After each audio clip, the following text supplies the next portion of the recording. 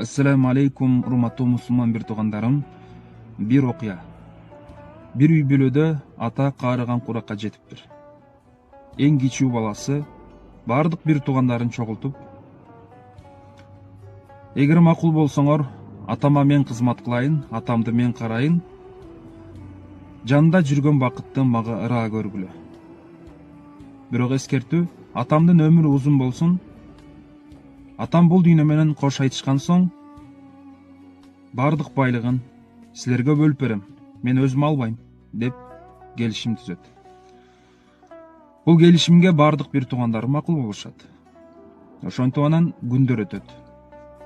Жанагы абышка балдардын атасы бул дүйнө менен кош айтышат. Жерге берип, андан келгенден соң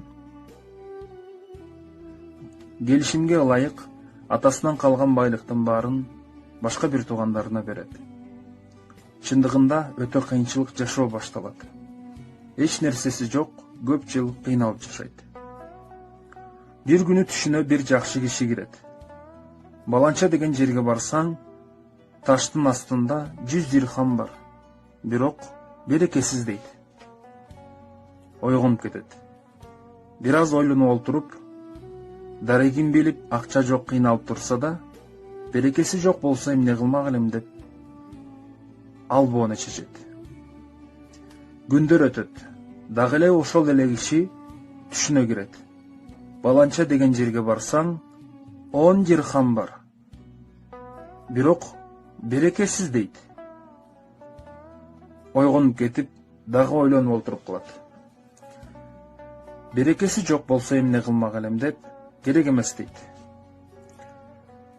Күндөр өтүп, дагы эле ошол киши түшүнө кирет. Баланча деген жерге бар. Таштын астында 1 дирхам бар, бирок берекеси бар дейт. Ойгонуп, 1 дирхам болсо деле алам. Эң негизгиси берекеси менен экен дейт. Айтылган жерге барып, таштын астын караса, чын эле 1 дирхам бар экен. Өтө сүйүнүп, колго акча тийип, кубанып, үйгө бир нерсе алганча барайын деп базарга барат.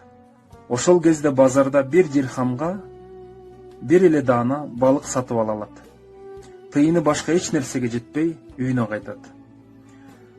Үйүнө келип, балыкты тазалап атса, ичинен 2 кымбат баалуу таш чыгат. Өтө сүйүнөт. Бирөөсүн сен тагып жүр деп аялына берет. Экинчисин базарга алып барып, кымбат баага сатат. Базардан көп нерсе сатып алып, үйүнө кайтат. Ошентип анан кеч кирет. Кечинде дүңгүрөтүп падышанын аскерлери кирип келет. Сен базарда кымбат баалуу таш сатыптырсың, аны каяктан алдың? Падыша сени чакырып атат деп падышага алып кетишет. Падышага барганда айтат: базардан балык алдым, балыктын ичинен чыкты дейт. Падыша айтат: бул таш экөө болуш керек эле. Экөө болсо өтө баалуу болот. Экинчиси кайда деп сурайт. Экинчисин аялыма белек кылдым деп жооп берет.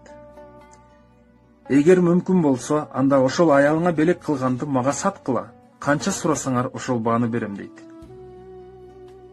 Урматтуу бир тууганым, эми окуяны токтотолу. Өзүңүзгө суроо бериңиз. Эгер ошол кымбат баалуу таш сиздики болгондо, падышадан канча акча сурайт элеңиз?